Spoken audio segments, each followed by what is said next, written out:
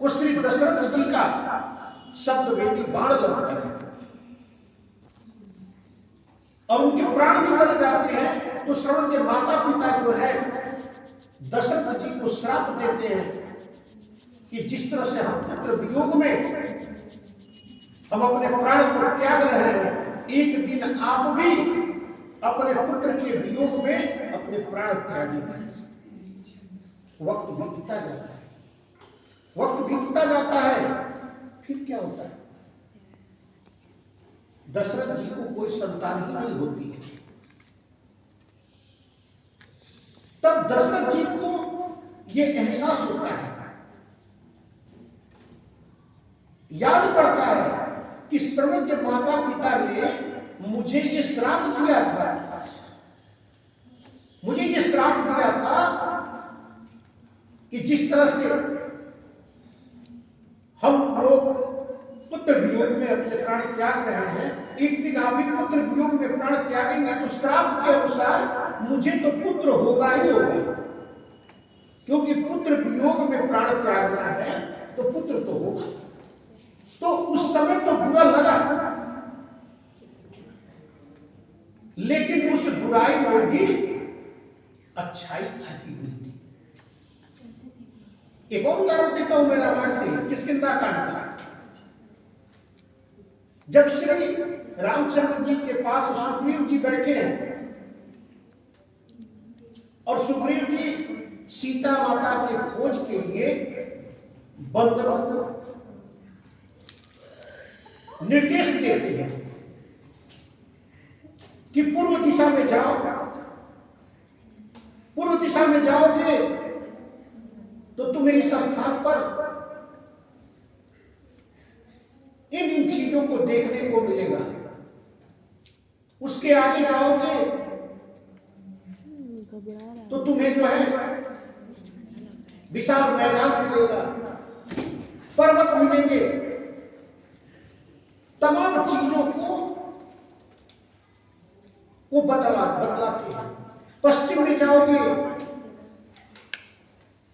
तो तुम्हें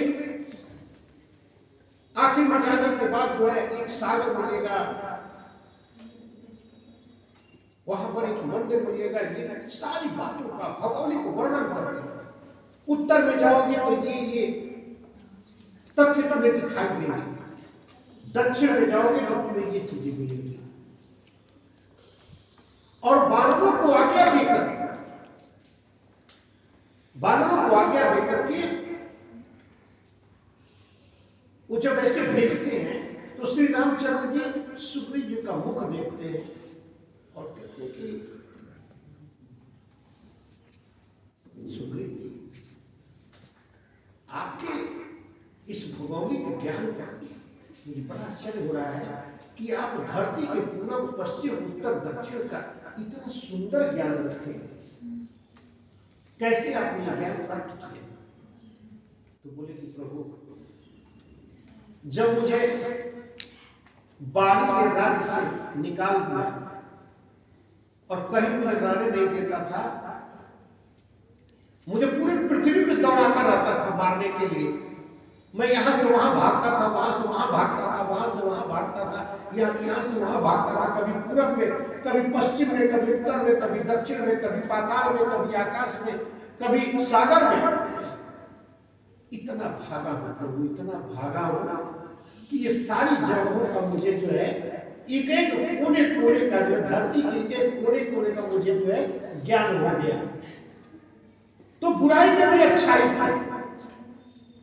उस समय सुग्रीव जी के लिए बुरे दिन चल रहे थे, लेकिन उस बुरे दिन में भी अच्छी बात यह हो रही थी कि उन्हें भविष्य में घटने वाली घटना, जो सीता माता का अपहरण हुआ और जो वानरी सेना पता लगाने के लिए भेजना था, तो वो भौगोलिक ज्ञान कितना काम आया।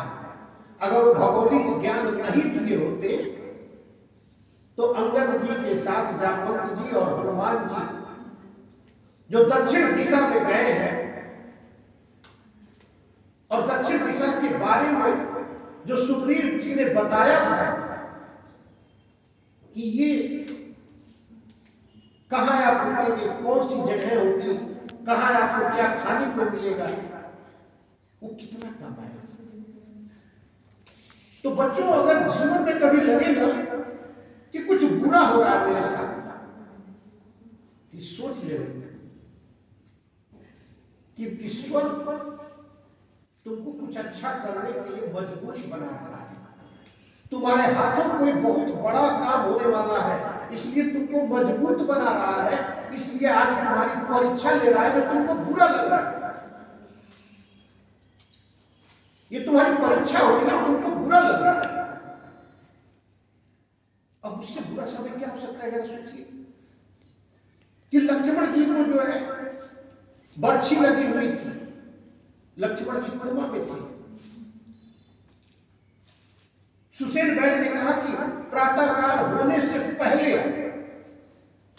संजीवनी बूटी आ जाना चाहिए, तभी श्री रामचंद्र सभी तभी जो है लक्ष्मण जी के प्राण बच सकते। हनुमान जी का देखिए वो अवसर बुरा था, वो बुरा समय था। हनुमान जी गए, संजीवनी बूटी पहचान नहीं सके, ऐसी बात नहीं थी कि संजीवनी बूटी पहचान नहीं लेते। जो बल बुद्धि विद्या दे वो हरऊ क्लेश विद्या, विद्यावान बनिए चातुर राम काज कर भी को आतो, जिसके अंदर विद्यावान और अस्त्र से दिनों के दाता, तो वो उनको संजीवनी पहचानने नहीं आता। ऐसा कैसे हो सकता था कि उनको संजीवनी पहचानने नहीं आता। लेकिन उस समय लक्ष्मण जी को मूर्छा थी, लेकिन बानरी सेना में लाखों बंदर, जो बानरी सेना थी, लाखों बानरी सेना घायल हो चुकी थी राक्षसों से लड़ते लड़ते। बस हनुमान जी ने सोचा कि बुरे अवसर को भी अच्छे अवसर में बदल दो, तो पूरा उन्होंने पहाड़ी उठा लिया, पूरे उस हिमालय के उस खंड को ही उठा लिया और उठा करके ला करके जब वहां रखे तो सुसेन बैठ बोले कि ये क्या, आपसे तो केवल संजीवनी मांगे थे, अपने तो पूरा जो है बूटी का पहाड़ डाला है। तो बोले कि ठीक है, पहले आप संजीवनी पहचान लीजिए, हमको पहचानने नहीं आता था, पहचान करके जो है भैया लखनलाल को आप जो है अच्छा करिए। तो भैया लखनलाल तो ठीक हो गए, जैसे संजीवनी की अर्थ मुंह में पड़ी, भैया लखनलाल ठीक हो गए। लेकिन उसके बाद ये हुआ कि बहुत से और भी हमारे बानरी सेना में लोग मूर्छित पड़े हुए हैं, घायल पड़े हुए हैं, चोटिल हैं, बीमार हैं। तो सुसेन बैद जी से हनुमान जी ने प्रार्थना किया कि हे बैद जी, आपका तो काम ही है निरोग करना लोगों का, तो ये जितनी सेना में बीमार पड़े लोग हैं, इनमें जो जो बूटियां हो उनसे जो है उनको निदान कर दिया। बस उन्होंने बता दिया ये बूटी तोड़ लो, ये जो बेहोश है उनको खिला दो, जो ये बूटी तोड़ लो, ये जो घायल है उनको खिला दो, ये बूटी तोड़ लो। इस तरह से हनुमान जी ने उस बुरे अवसर को अच्छे अवसर में बदल दिया।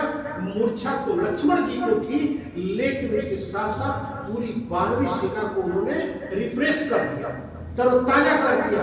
सब जो है फिर से लड़ने के लिए तैयार हुए, और जब फिर से जब लड़ने को तैयार हुए तो मालूम है उसके बाद उन्हीं बानर सेना ने मिल करके राक्षसों के 72 करोड़ सैनिकों को मारा था। 72 करोड़। उस बुरे अवसर में हनुमान जी ने अच्छे अवसर को पैदा करके और रावण के 72 करोड़ राक्षसी सेना को मरवा दिया।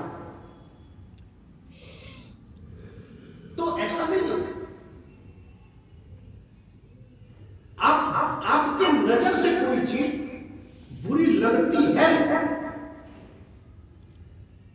लेकिन हो सकता है, क्योंकि भविष्य दृष्टा तो है नहीं, कि जो चीजें आपके साथ आज घटित है वो भविष्य में कुछ अच्छे प्रयोजन के रूप में निर्मित होंगे, अच्छे प्रयोजन के रूप में निर्मित होगी। देखिए एक और ऐसा अवसर मैं रामायण का